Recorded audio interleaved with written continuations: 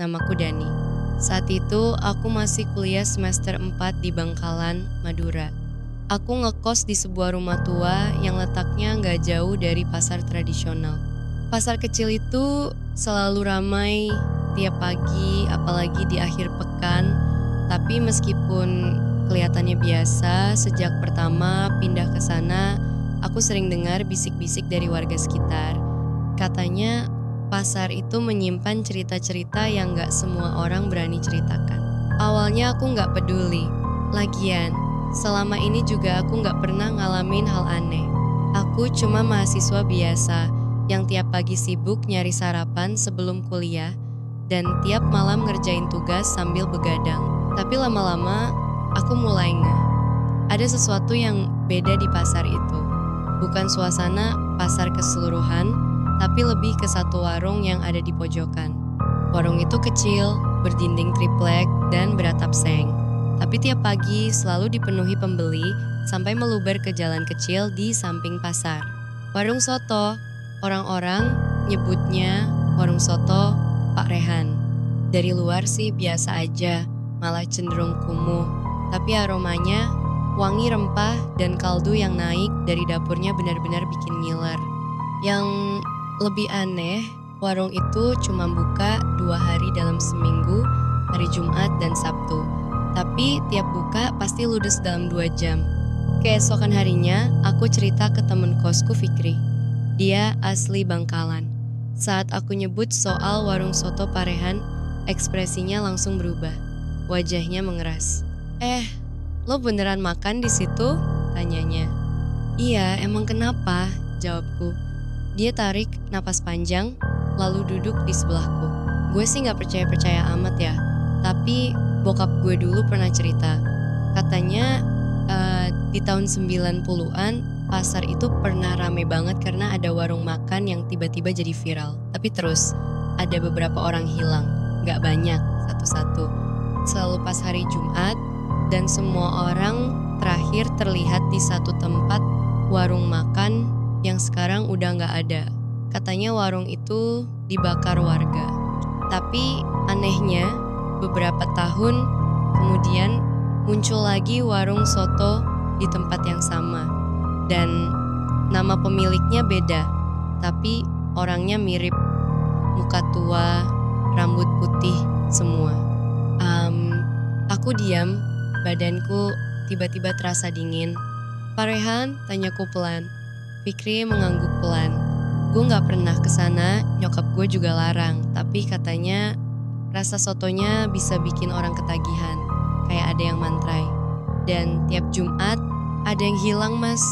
Lo gak tahu berita soal tukang parkir pasar yang gak pulang minggu lalu? Aku mulai merasa gak enak apa benar semua ini.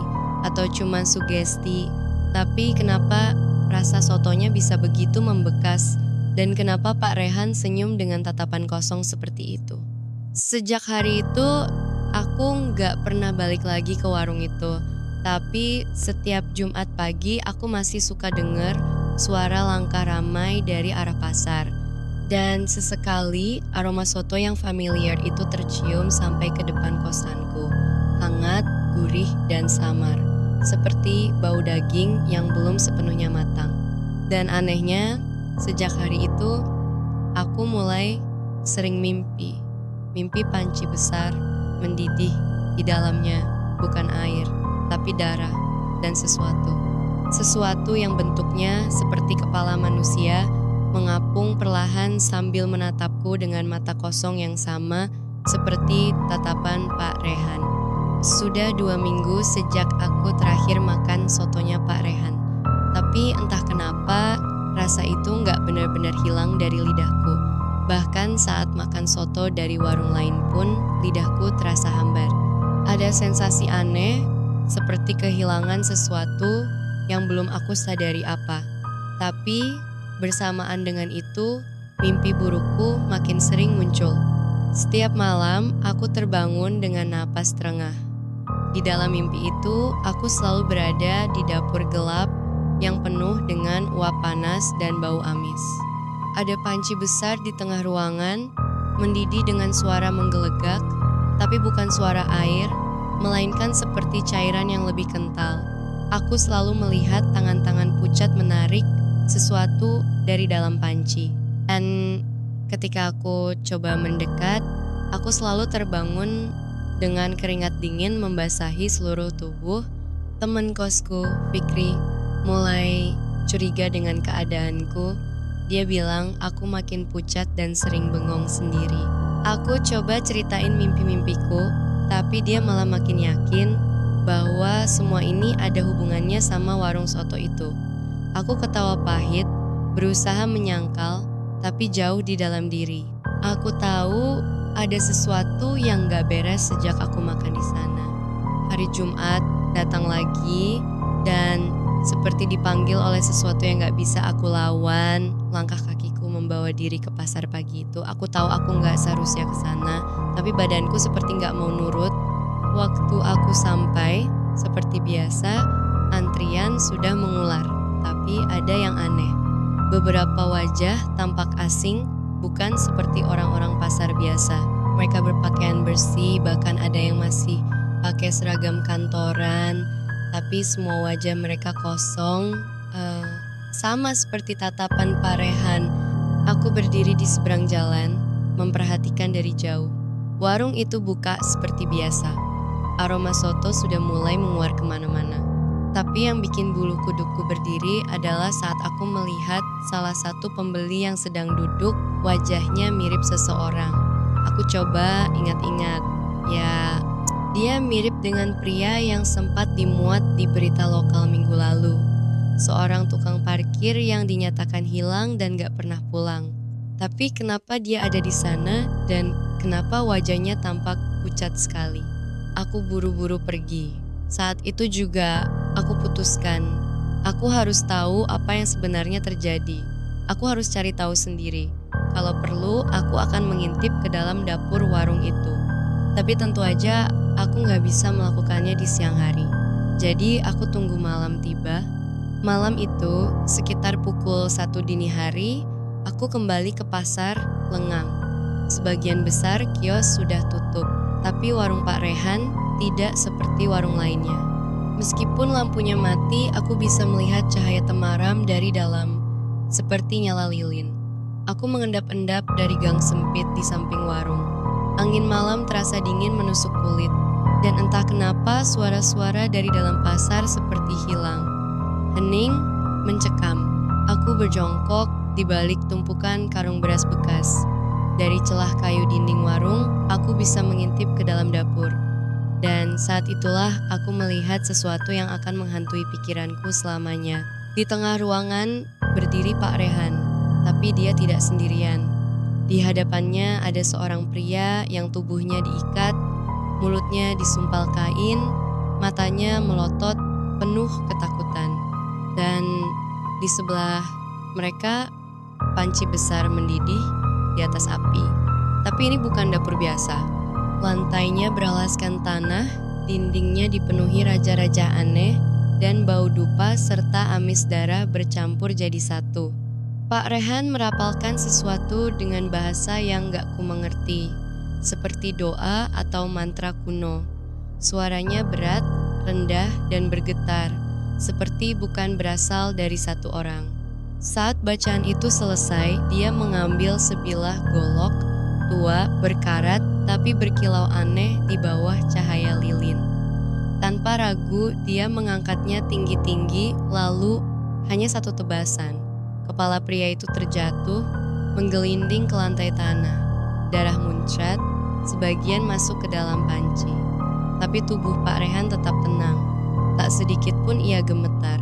Justru bibirnya tersenyum lebar. Kali ini senyum puas, tapi menyeramkan. Aku tercekat, mulutku ingin teriak, tapi suara seperti tertahan di tenggorokan. Keringat dingin membanjiri punggung. Aku mundur pelan-pelan, berusaha menjauh dari warung itu. Tapi sial, kakiku menginjak kaleng kosong. Suaranya nyaring memecah keheningan. Aku segera lari. Nafasku berpacu, dadaku sesak. Aku gak tahu apakah dia mendengarku atau melihatku. Tapi saat aku menoleh ke belakang, dari balik tirai dapur, matanya menatap ke arah, tepat ke arahku. Dan senyumnya seperti berkata, "Kau selanjutnya."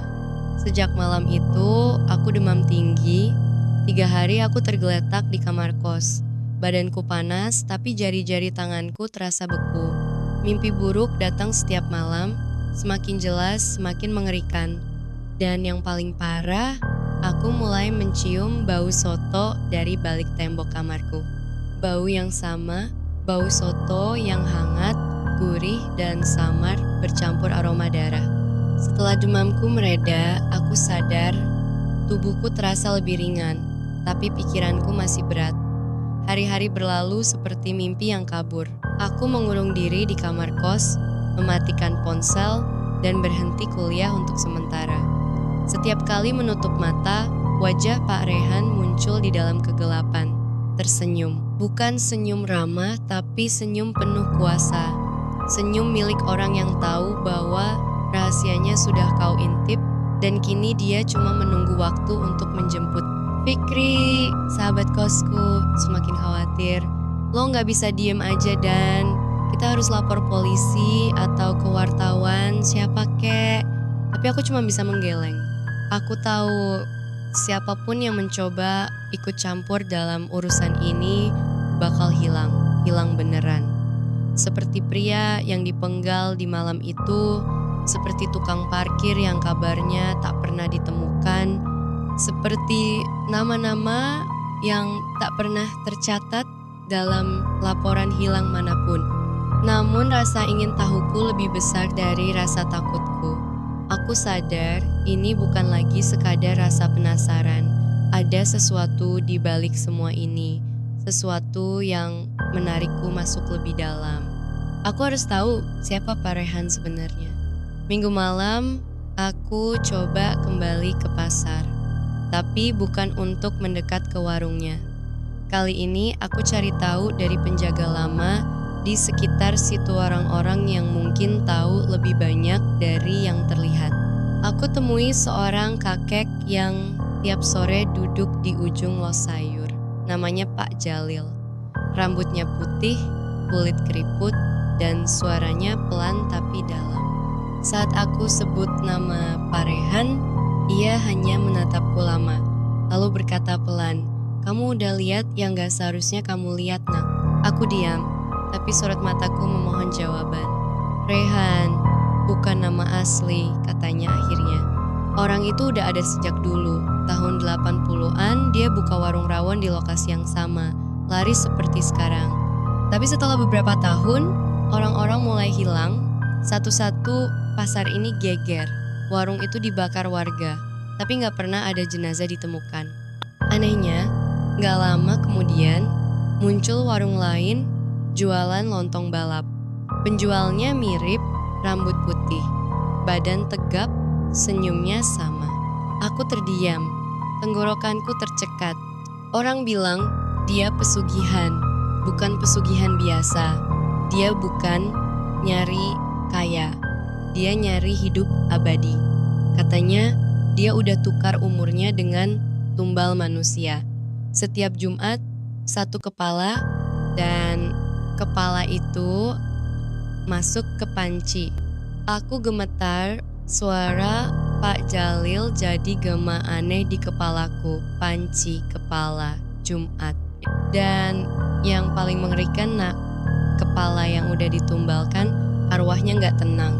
Mereka terjebak di dalam kuah, diaduk tiap pagi, dihirup pembeli. Makanya sotonya enak. Karena bukan cuma daging, tapi nyawa, aku tak tahu harus berkata apa. Badanku seperti membeku. Kata-kata itu terus menggema dalam pikiranku sampai malam. Dan ketika aku mencoba tidur, mimpi itu kembali datang. Tapi kali ini berbeda. Aku berada di dalam warung, duduk di salah satu bangku kayu. Tapi suasananya sepi. Tidak ada orang lain, hanya aku dan panci besar yang menggelegak di depan. Dari dalam uap yang naik, satu persatu wajah mulai muncul. Wajah-wajah pucat bermata kosong. Mereka seperti terperangkap, mencoba keluar dari dalam kuah. Dan tiba-tiba aku melihat diriku sendiri juga ada di sana. Tubuhku separuh terendam, wajahku tenggelam dalam kaldu yang mendidih.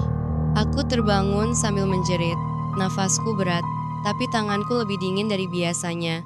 Dan dari celah jendela kamar kosku, aku mencium bau yang sangat akrab, bau soto. Tapi kali ini bukan cuma gurih dan hangat, ada aroma anyir, bau darah segar. Minggu berikutnya, warung Pak Rehan tutup. Tidak ada pengumuman, tidak ada kabar. Beberapa orang mengira beliau sakit atau mungkin pergi keluar kota. Tapi yang aku tahu, dia tidak kemana-mana. Dia cuma menunggu Jumat berikutnya. Menunggu waktu tepat untuk buka kembali dan menyajikan soto terbaiknya. Soto yang akan memikat satu orang baru untuk datang dan menjadi tumbal selanjutnya. Dan mungkin aku sudah terpilih sejak awal. Sekarang setiap Jumat pagi aku masih bangun lebih awal. Bukan untuk membeli sotonya, tapi untuk duduk di kamar memandangi jendela, menunggu aroma itu kembali menyelinap masuk. Karena aku tahu selama warung itu masih berdiri dan selama panci itu masih mendidih, tidak ada satupun dari kita yang benar-benar aman.